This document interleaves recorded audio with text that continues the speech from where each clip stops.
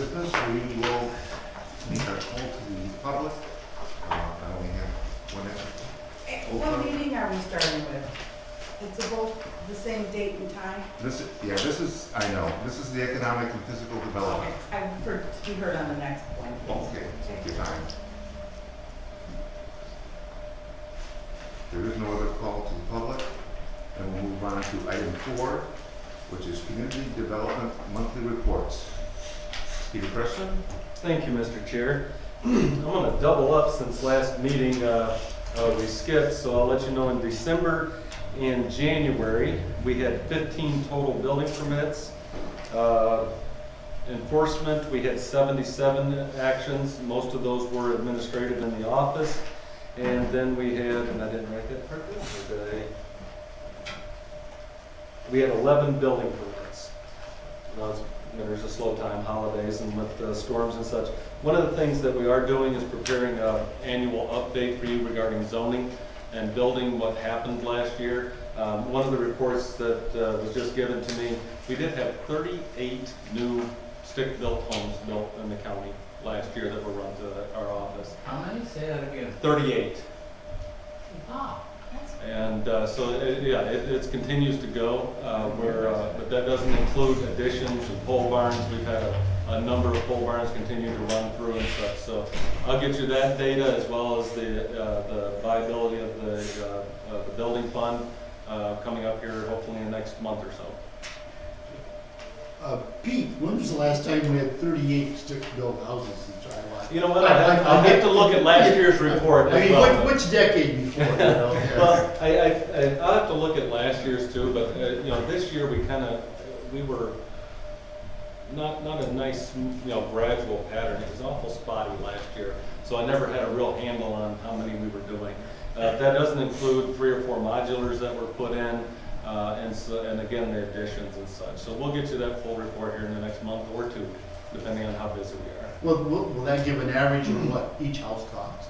I mean, or was assessed at? Or well, no, we don't delve into that because usually if some of these houses are started in October, say, or they're trying to at least get it enclosed by October, the assessor will not have an assessment until latter part of February. So we have a construction value that we throw at it, but I get a little hesitant putting that out in a document. Okay. Gotcha. Yes, sir. Yeah, well, one reason we have more pole barns is we relax the permits on them, and, right? Correct. We modified, the Yes. Board of Commissioners modified the language to Yeah. allow greater sizes in pole Yeah. barns. Because that was something that we heard from the Home Builders Association and the Realtors Association. They come into Shiawassee County, see a 2-acre property, I'm going to build a 4,000 square foot pole barn, and then find out that they couldn't. So that's why those standards were relaxed. So that made, I know that we've heard from the Home Builders. Anybody, right? Well, we've heard from the Home Builders Association that they want to become more involved, so they can tell us what the needs of the folks coming into the county are, so we can adjust our ordinance accordingly. That sounds good. I didn't know if any of the new commissioners knew that. I just thought I'd bring that up.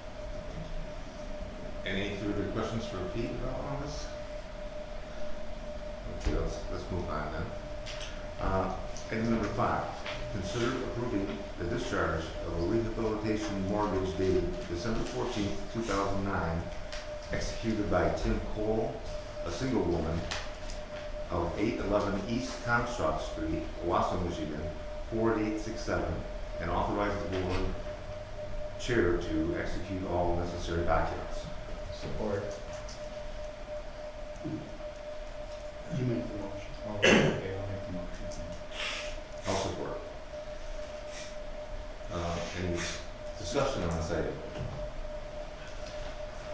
Hearing none, we can move this forward to Wednesday's meeting. Mr. Chair, we have. Yes, you do have one. Thank you.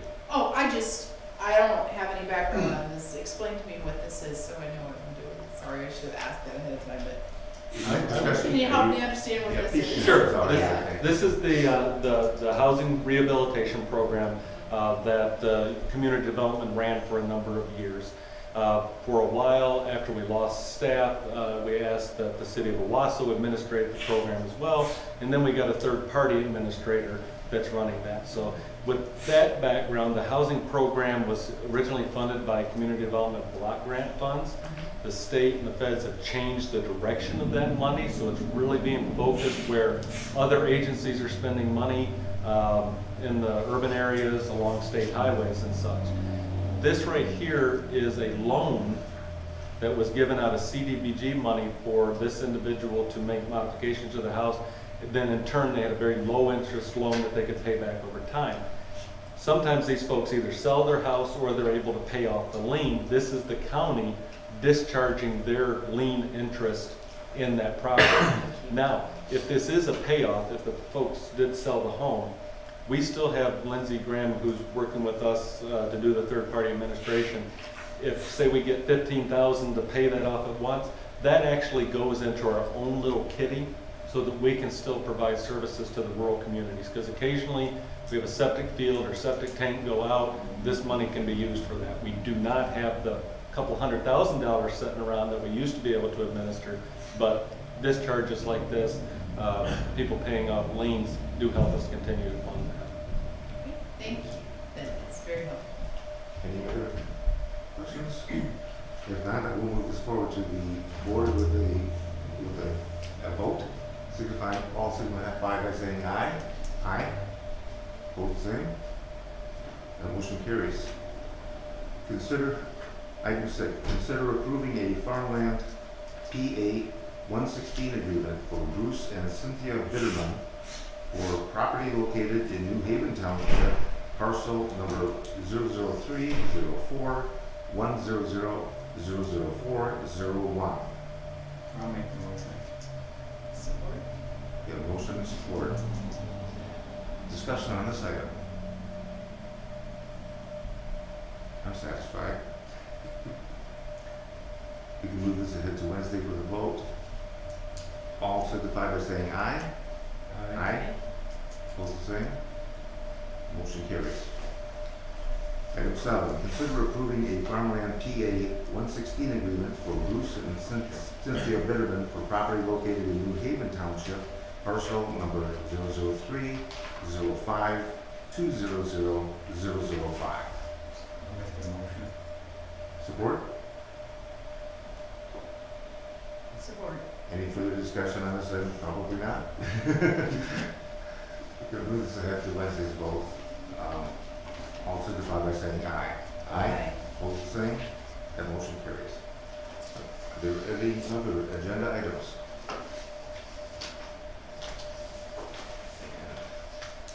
Assuming there's no other call to the public, we will adjourn this meeting. Thank you. Finance will start in a few minutes. We'll get organized here. Did you want me to pass this on to you?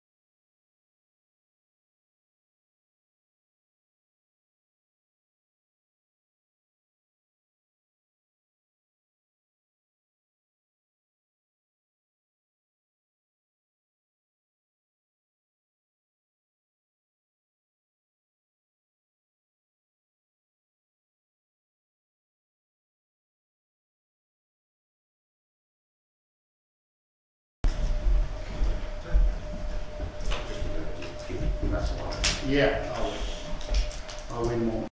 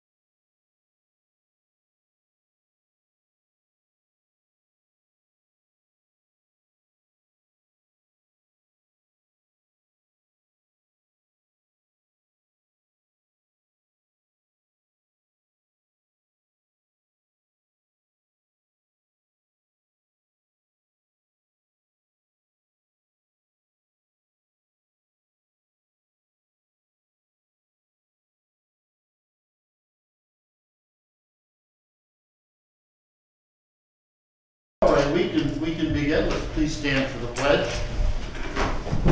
I pledge allegiance to the flag of the United States of America and to the republic for which it stands, one nation, under God, indivisible, with liberty and justice for all. Thank you.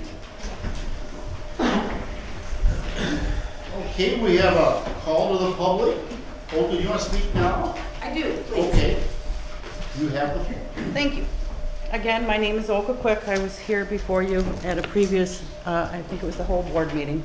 And I wanted to, as I see again, it's on the agenda items of the emergency manager position. I feel like I'm beating this dead horse, but really feel like I need to communicate the needs of not only myself, but the association which I represent. And I have some questions, and I guess I came in a little behind on some of this. And one of them, and some bullet points for you to consider, is why are we going from part-time to full-time, and why is this individual, who I don't even know who he is, being considered or being offered things the rest of us haven't. It exceeds the wage study as far as the wage that's being offered. Every other employee has had to earn their vacation time. This employee is being offered 16 years of service, which is the cap for vacation time, which I believe is 25 days. No other employee, to my knowledge, has had an option of opting out of MERS. We've all had to earn, and this was the system. We didn't get to pick and choose what we got to have or didn't have. And to me, that appears as it's just a stepping stone. He's going to take what he can get from us while he can. I found it really interesting that the agenda cites the portion of his salary is paid by the Michigan Emergency Management, whatever. I don't know if you're all aware that there are other departments, other courts, other facilities that have monies that are attached to them that are not just this county. For example, part of my position is, so can I come to you next month and ask you for $20,000 raise? Because you're not going to have to pay it all yourself. And that seems to me what the logic is. And I'm concerned about that. I'm concerned on how we're picking and we're choosing. And again, I kind of feel bad saying all this stuff about this person I don't even know. But it's just what it does to everybody else and how it impacts everyone else. You have to remember, the county is the public sector. It's not private. The wage study, and when we were talking with personnel, you know, of course we are trying to beef up, hey, I got this and this and this, and they clearly told us the position is paid, not the person. It is what it is. You get what you get. And I'm curious why there would be an exception to this situation. And lastly, as I understood it, we were in a hiring freeze. So at the end of the last meeting, I sat there and I listened, and then we got to the point where you approved two positions at the Sheriff's Department, which I don't take issue with. What I take issue with is the fact that you approved them on that date. Those positions were filled and had been filled since January 7th. How does that happen when we're in a hiring freeze? These are all questions that I think require answering. And again, it's not to throw anybody under the bus. It just has to do with you're creating this environment within the county, and it's not okay. And I urge you to seriously consider what you're doing and how you're doing it. Because despite what you think, I believe you're making a precedent. Thank you. Thank you, Lola. Okay. Is there anyone else who'd like to speak at this time? If not, we'll move on to item number 4.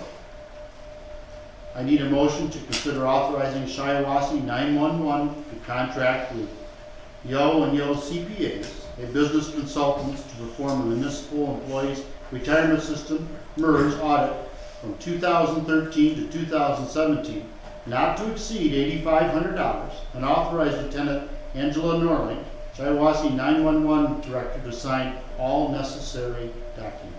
So moved. Support. There's a motion and a support. Discussion? I would add, Chairman, that they were authorized back in August to contract for an independent audit up to $20,000.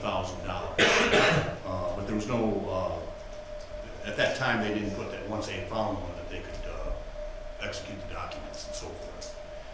They apparently have found one for $8,500, considerably less than the $20,000 that they were authorized. And this is just to authorize them to proceed with the independent audit. I believe Yo and Yo, they've done work for us before, or accounting work. They're a well-known accounting firm. Yeah. I don't personally know if they've Yeah, dealt with us I think they have. I've got a question, Mr. Chairman. Sure. I see 2013 to 2017. Is there any specific reason for those dates? It was my understanding that some of these issues go farther back than that by like 15 years. It seems to me, and I guess we could look it up, that it was a little more open-ended. On the other hand, I don't know. We'd have to look and see if that was the case. But the contract they've been offered is for 2013 to 2017. I'm afraid we're not going to. I don't know if it's arbitrary or if it's. Yeah, I'd like to know that because we're spending a lot of money here, and if I had to spend $20,000 to go all the way back, and that's what I authorized last year when I voted. I want to know where the money has been, where it's gone, and why we are over $1 million short. Not going back to 2013, which to me is just a few years ago, and when we find nothing, we've just thrown $8,500 down the drain, and we still know nothing. Let me say, Commissioner, this doesn't have anything to do with where the money's gone. Everybody knows where the money is. It's gone to MERS to pay unfunded liabilities. There's no question about that. It's just how it was allocated. But we think that the issue, obviously we suspect the issue is probably between 13 and 16. what? It may go back a lot farther than 2000. That's what I'm afraid of. Right, but it could. I'm not suggesting otherwise. I just am saying that it's not a matter of Because we can where authorize money this, is. and then we know can where come the money back is. next month in another 5 years for another $8,500. I don't, Yeah. I'm not sure I like the scope, that's all I'm saying. There was a sudden increase in the amount that was allocated towards During 911, those, and that was within this time frame. fair enough. But I'm not suggesting that wasn't my time frame. I don't. That's just what appears on the contract. Something will trigger that, though. The I trigger. mean, just when the pay goes up, doesn't mean we should look at the pay went up and then look at the years it went up. We need to see what are the reasons that led to it Right. going up. Who could? Yeah. Because what we have found out is that there's these automatic kick-ins that happen. I don't know if they factor into this particular situation at all, but. Right. Yes. Mark's going to try and answer that for you. Okay. We felt just picking a point of start because we submitted RFPs to 3 different companies.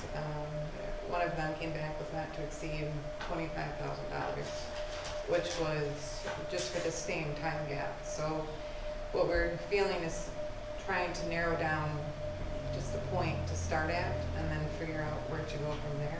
If that.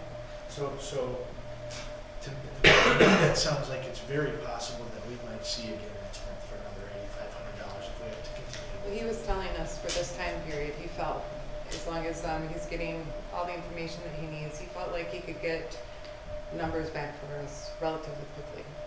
He was telling us within a couple days. So I feel like just having a point to start with. To me, and I'm not arguing with you. No, that's fine. You know, this is a 20-year problem. I'm not as concerned about figuring this out in a couple days. I don't care how long it takes, I want to get to the bottom of it all.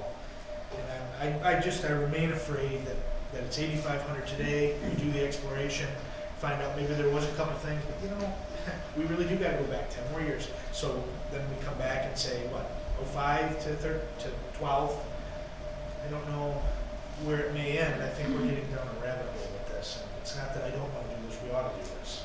But I'm concerned about the limited date range. But I understand that that's what you went to them and the auditor said, well, we'll do 8,500 for the, I get that. Is there any way that we could?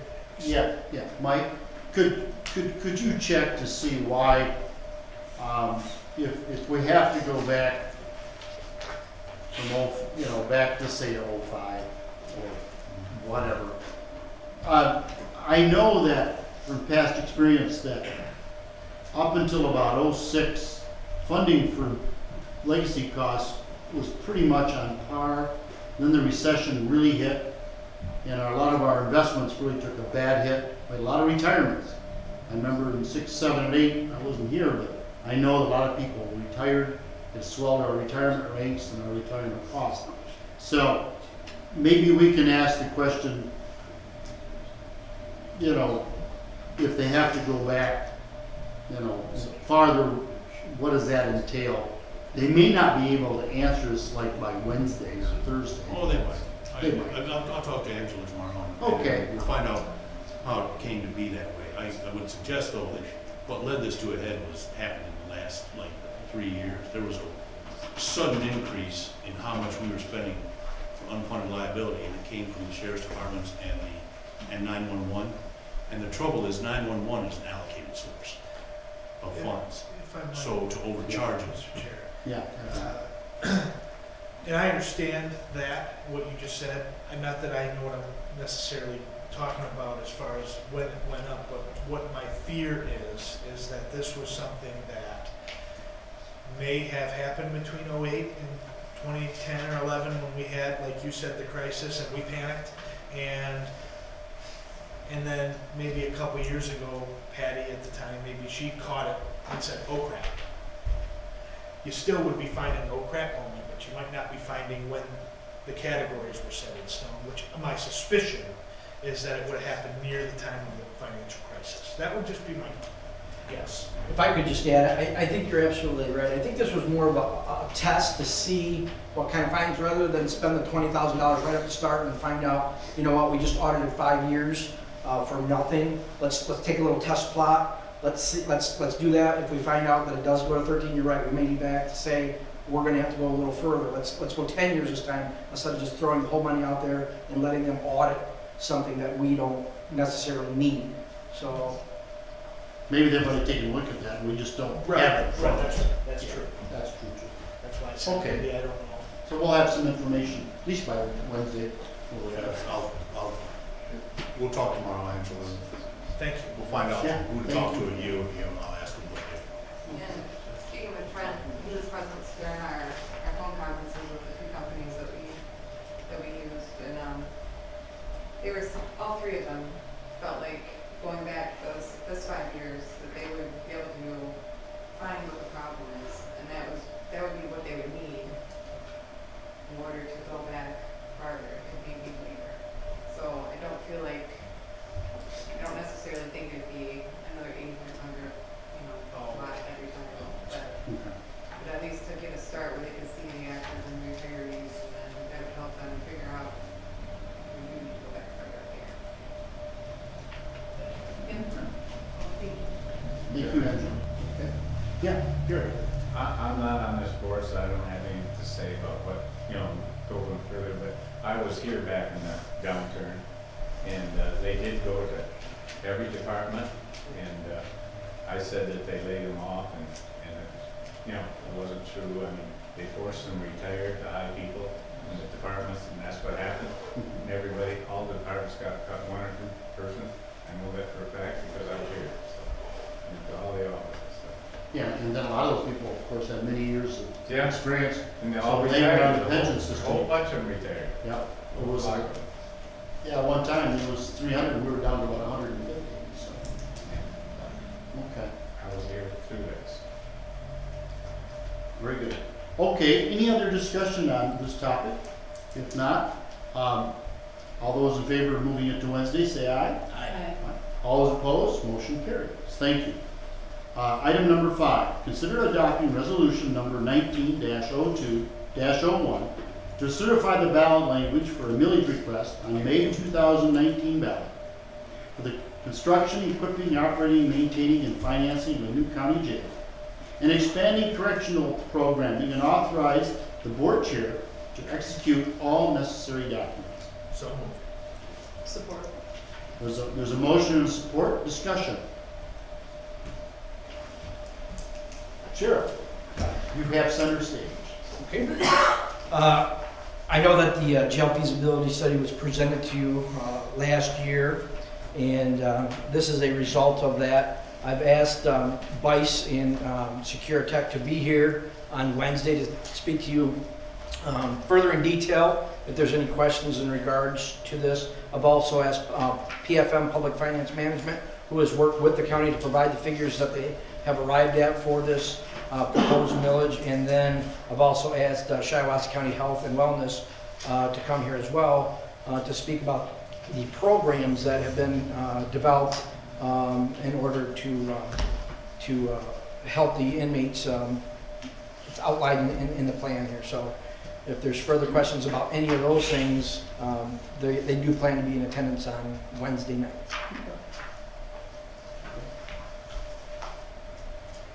Any other discussion for the sheriff? Gary? I'm not on this board either, but I just looked at the study from the state, and they said that our heat and air wasn't bad.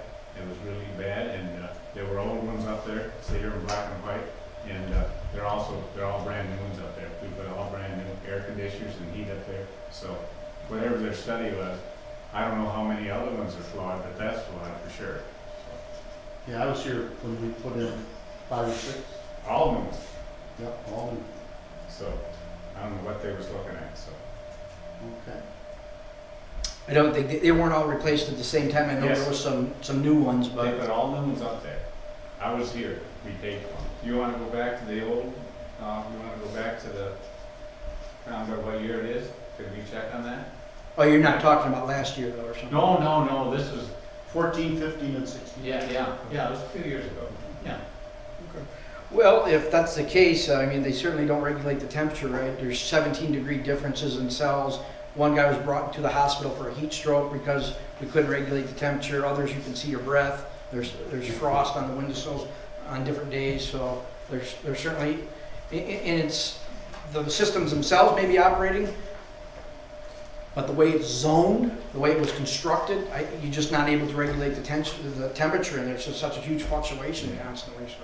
And that has been an ongoing problem for quite some time. And again, a lot of times with the additions, sometimes the air fluctuation. Exactly. Yeah, well aware. Thank you. Yes, Just a John. question regarding that. I mean, who can we contact, or would it be just him or something, about zone heating? I mean, is there some way to put in zone thermostats and make better sense out of this whole thing? I'll comment on that. I believe that over the years, even though there's been an awful lot of good effort to make the jail one temperature, let's say, we'll use that.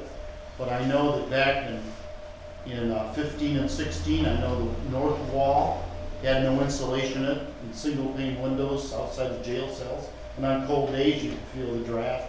I mean, it's pretty hard at times to have a consistent heat when you have a breeze blowing by you. But some of that was handled, and it was better. And there's always something needing to be updated quite often, and try to make it a little bit like the old courthouse. I know that heating and cooling in the courthouse can be quite a challenge at times too. So, Mr. Chairman. yeah, Marlene. And we can discuss this more on Wednesday at Committee of the Whole. I did have a chance to sit down with the sheriff the other day, and he presented the plan to me, and I got a chance to look at the numbers. And I think one thing that has to be noted is that built into the millage proposal is $500,000 a year for 20 years for operations and programs. And so my question would be, from a finance perspective, is how will we sustain that after the 20-year millage is done? And we'll have to be really mindful of the fact that if we take money in, because we've talked about how we can take additional prisoners and that'll bring some money in, and 20 prisoners will bring in $250,000 and all that, that money just doesn't get dumped into the general fund, but that is somehow earmarked to help create, there has to be some plan for sustainability after 20 years, otherwise we have incurred a $500,000 liability that Board of Commissioners is going to sit and scratch their heads and wonder what we did. So we don't want to do that, just as a point. And I would go on record to say that I very much think we need a new jail, and I'm very much in support of having programs as part of the jail, but having programs as part of the millage is a little scarier, I think. So. Okay. Anyone else? Well, it's just a comment. I can see the point, and maybe it just raised the question in me. If by some chance we run into some cost overruns, I mean, does that allotment that we're making for those special programs, is that in jeopardy if this moves forward? Yeah, you don't even know what the bids are gonna be. I mean, I guess we'll have to do that at the time, but with construction costs and material costs and everything like that, they could be, who knows, 10% bigger or 25% bigger. And the same way with the old air conditions, they put up 6 of them up there all new, you know, so it wasn't like they just put one, so it should be zoned somewhat, you know. And they said they were old, and they're not old. That was in black and white, I think, says it. The ones we replaced were really old. Yeah. They've been there like 20 They were years. all working, but they put all new ones in. They went back, the previous ones went all the way back to the last remodel. Yeah. Well, the reason I certainly wanted to mention that is, if this moves forward, and just say, for instance, the village passes, I don't want to be promising the public that's voting on this that we're going to have these extra programs, which they feel is the reason why they want to get out there and vote. If these things are in jeopardy of, in the way this is written, of being lost to the additional expenses, I think we better be cautious about that. Mike? I just make a comment briefly. If you look at the village, it says for the purpose of constructing equipment, operating, maintaining, and financing the new county jail. It says includes expanded programming and so forth.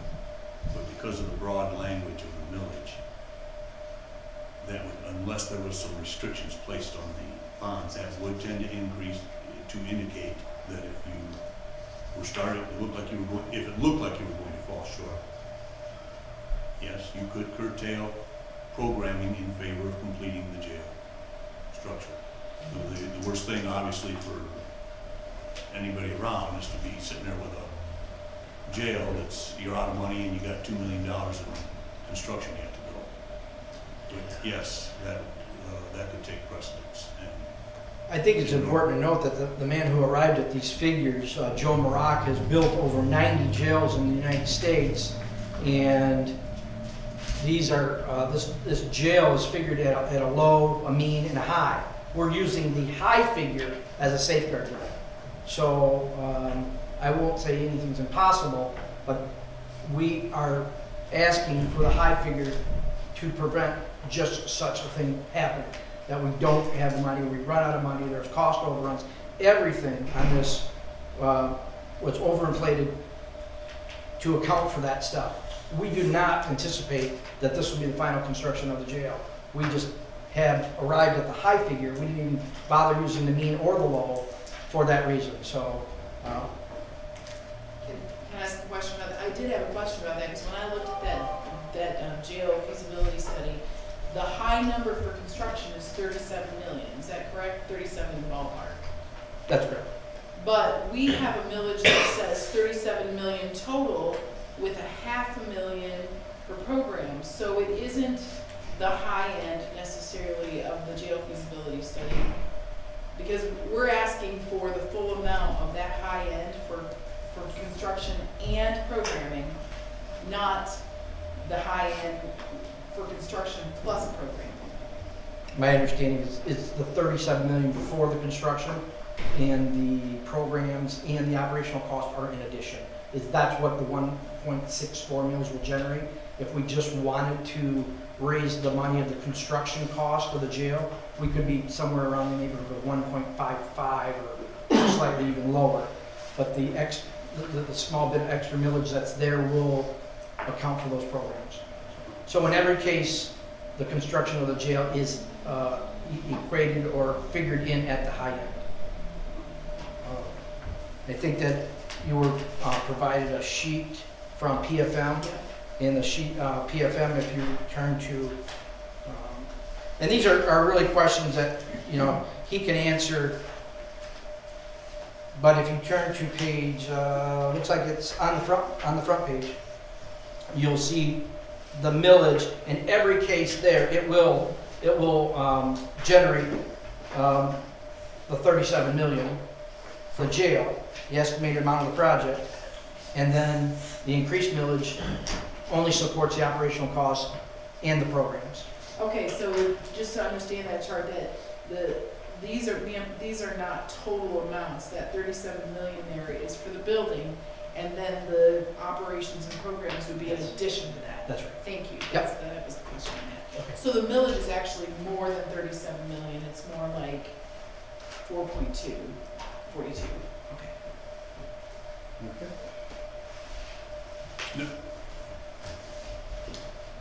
The estimated yield is 37 million. The estimated construction cost on the jail is the 37 million. Right, but that's also the estimated. Yeah, because it says, that was what I'm confused about, because under each scenario on that PFM table, the bond amount is 37 million, but there's a fluctuation in how much is covered in operations and programs. So if the bond amount is 37 million for each scenario, then what is the actual construction cost and what are the programs and operations? That's how I understand it. Okay.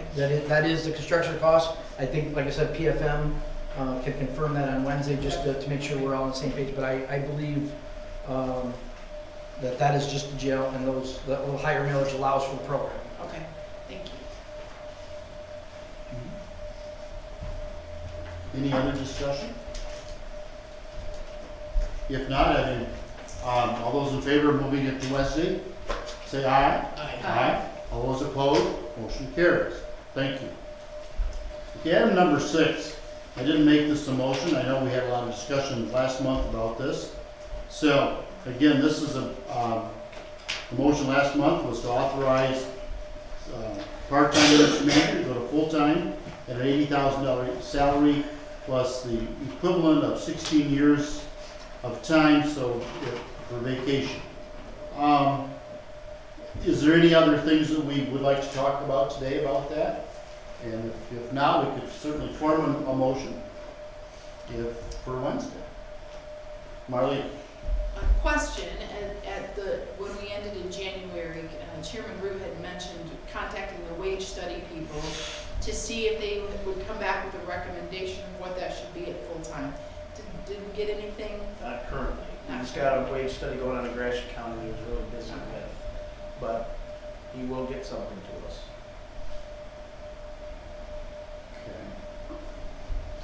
And I think my issue would be the same as what was made in public comment, that I understand that we have a certain amount built into the budget for this position and that the state is going to reimburse us for more. But if that's going to be the precedent, then we got to go to every position, I think, that is reimbursed at some portion by the state, which my understanding is that there are many, many of those in family court, in friend of the court, in other areas where if we're going to do that and say what's in our budget is what we pay and we'll give them a raise to cover what portion the state covers, then that's going to be more than we can afford. So. Yeah, my position is that we had a wage study, it came in at a level, and I'm willing to even go to the high end because of his experience, which would be 56.6, so they having step increases. And after I thought about vacation, I I tend to agree that I've heard from several departments that 16 years and that's 25 days. Maybe we should do a little compromise on that because of all of his experience or something, but I can't go along with that either. And many of the things that Olga mentioned have been mentioned to me considerable times between last month and this month. So,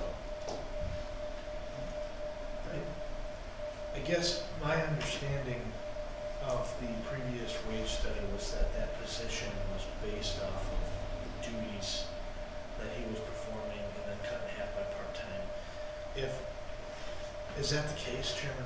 Correct me if I'm wrong, because obviously you're not gonna write down extra duties if it's based off of part-time.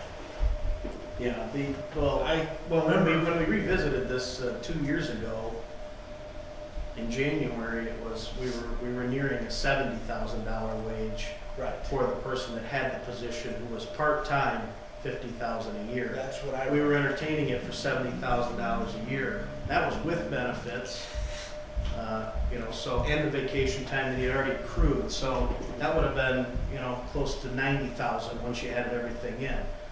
And yeah, this was based off of, when we put the wage study together, it was kind of one of those where we were gonna leave the emergency manager as a contracted position as we do our county coordinator, as we do larger scale positions that cost a lot more money, so that we're not pigeonholed into this scale where now everybody thinks $6,000 takes them from part-time to full-time. That's a joke in its own right, but now everybody's set on that, but that's because that was set as he was considered a contract employee. He felt at part-time, $50,000, he was making a pretty good wage. So Right. he left it based on part-time duties, part-time job load. I mean, I don't even think in comparison to what he had to go off of was the job duty that we're doing now. I mean, we Right. took a part-time that we were doing with our previous coordinator, and it was very different. And it's my fault. I should have left it off. I should have just told him keep it off completely, and then there wouldn't have been any of this griping about what it is and where it should be. And Right, because I was there, we only let him put, like I believe Olga said, everyone was just rushed to put all the possible job duties that you could do down so you get credit, and that's fair. We didn't let him do that. He didn't get to do that. no, we just We put said in, you're we part-time, just put you in do not what we do had. this, and this. We put in what we had, And now here we are. And, I guess blame me, blame whoever. blame me. Go ahead. I mean, The fact we of the put matter it in is, there, and it's not it's right. fine. But It's not right. it The wage is study's wrong. the values. We've at least got to redo the wage study if we want to go there, or take it off. And it's no, The way it was presented was that it was part-time and that it should be a contracted position based on a salary, probably going to garner a lot of ill will from other members of the county because they're not paid that. And again, we got to remember when we compare positions that we compare apples to apples, not apples and oranges.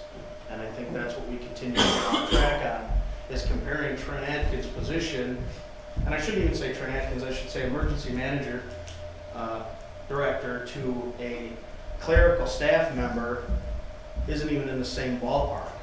Whether it's Trent Atkins or whether it's another employee that decides to come to Shiawassee County. So we need to start comparing level playing fields, and that's where this wage study will come in. And I mean, we'll wait on that. We'll wait on when he brings back his findings. I mean, hopefully I can have him just type up a letter for us because, I mean, he said at the end of the day, no matter what range you go to, if he's not taking benefits and he's not taking any of the amounts of extras that the county employee gets, the county is actually making out, even at his 80. The guy did say for negotiation purposes, maybe he tried to bring him down a little bit from that. But he said even at 80, the county is making out a lot better than all the money they'll be paying into when they start paying into MERS, when they start paying benefits. I mean, the guy will be entitled to benefits, entitled to the whole lot, which is a lot more than, the increase alone that he's going to. His benefits will be more than that. And that's not including his MERS. And I mean, I know we keep talking about this and going in circles, and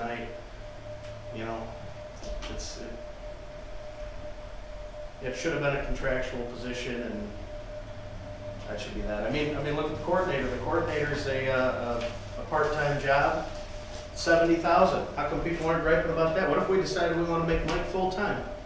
He's not going to make 72,000 or 76,000 to be full-time. I mean, he's contracted. I mean, that's my thought. I mean, we would insult him if we said, Mike, we'll give you $6,000 to go full-time and do the job. Okay. So, With this discussion, there is the part of it, of course, it is a contracted position that has duties outside of its parameters, and it's kind of a one individual. Sometimes there is an assistant, so on and so forth. What is the pleasure of the committee? Do we want to wait for, to have the gentleman who did our wage study give us a little better update? Yes, that is the right, in my opinion, that's the right thing. So, I mean, we don't have to make a motion. We can just, we can put this on the agenda for next month. And to be clear, Mr. Chair, this isn't a slight against other county employees by any means. This isn't advocating for Mr. Trent Atkins by any means. This is something that I see as not right, and I'd like to see it made right. Okay. And I don't care what it takes. Let's get the wage study, let's make it right. And then I'll feel comfortable. If it comes in lower, so be it, you know? I do have Okay. one more thing Okay. that I would like to add. We did just go through a tough week, a lot of closures. There was one individual, I don't know how many at this board were up at 3 in the morning, 4 in the morning, coordinating to see whether we were going to be open, what the weather reports were, what the status was with the road commission. I know there was one individual in the room that was, and myself ended up being up around 5 o'clock or 4:30, 5 o'clock every day of the week, trying to decide what was best for the safety of our not only our employees but our clientele that come to the county, whether they should be out, and there was an individual that was doing that. And I mean, those are kind of the things that you can't just pigeonhole into this, same as a clerical worker type job, the same as, you know, an accountant that works for the county. Just, you can't do that. So, I mean, and he went ahead and put ahead a conference call that we got all department heads in on, which is something we don't do in the past. Normally it's the board chair, it's the emergency manager, it's the chief judge, and it's the county clerk, and the road commission assists, and that's kind of the group that makes up the decision. Should we, you know, can the courts operate? Can they go without? The clerk gives some input, the road commission lets us know, and then we make the call. Well, he took it amongst himself to include everybody, so everybody had input to add, whether their departments were going to be really put off, put behind, and could they work, could they not work? You know, there was input from the courts that, hey, the state shut down, and all of our docket today was state-related cases, so we don't have to, you know, we wouldn't have known that. So, I mean, there's a lot of things that go into, and I know this sounds like I'm advocating for the individual, but I do feel there was some wrong, and we do need to see it through and fix it, because the guy's certainly worth, and I don't feel for a second this individual's going anywhere, or just doing this to get a stepping stone to go somewhere else. The guy's been everywhere. I mean, so, Yes, like that. I mean, so that's just what I have to say. Appreciate it. Okay. Any other discussion at this time? If not, then we'll bring this up again next month with finance, and hopefully we'll have a little more information. I know that it's been a short time schedule from last month to this month, the meeting schedule, and of course that did hamper information together. So hopefully we'll have more to ascertain and more. Yep. Everybody's happy with that, and we'll just move on. Okay, other agenda items. Anybody else have anything that they would like to discuss at this time? Call to the public again. Okay, Olga, would you like to speak? I would like to readdress the situation. First of all, I'd like to say to you, Mr. Rutt, I take great offense at the word griping. I feel like that was directed to me. And the fact that I'm raising issue to the board, I do not believe is griping. It's called expression, okay? Again, I'm going to reiterate to you, I don't know our emergency manager. I don't know anything about him. I do know what you talked about how brilliant he was and what effort he put in. I'm assuming was part of his job responsibilities. You know, you're saying about you can't equate him to a clerical staff, to emergency manager. Absolutely you can't, and they're paid accordingly. And if you want to redo the wage study, then I would urge you to review the wage study, to look at clerical staff, because there's a huge discrepancy between the circuit court, the district court, the family court, the prosecutor's office. So if you want to open those can of worms, I urge you Not in to all cases. reopen. Just in your case. No, I'm talking, no. Because you've got an axe to grind, because you know what happened in negotiations, so don't for a second act like this is. Okay, I'm you're- not you're pointing going on my the sword for thing- your own people, and you don't care about anyone else in the county. So when I you don't come know here and that you act say like you're that. worried about everyone else. Why would you You're say not. that, and You're why are not. you behaving You're that way? coming here for your own, yeah, I'm not gonna. Yep, Yeah. that's, okay. You're right, because we shouldn't have engaged with that, and No, you're we absolutely shouldn't. right. I know Okay. why you're here. But the issue for me is that I took offense at that, and what I was trying to say to, when I talked about, when the wage study personnel came in, we were given information, we were giving them information, and what they made clear to us was, give us all you want, it doesn't matter. It's the position, it's not the person, it's the position. And so it didn't matter what certifications we had, it was, and they said, you came here, you understood when you came here what you're getting paid. And that's what we had to accept. So again, it's not a personal, it's just, it's equality. It's equality for everyone. And I Thank just you. wanted to make that clarification. Any other discussion, any other comments? You're certainly welcome to. If not, call the public is over. Meeting adjourned. Thank you.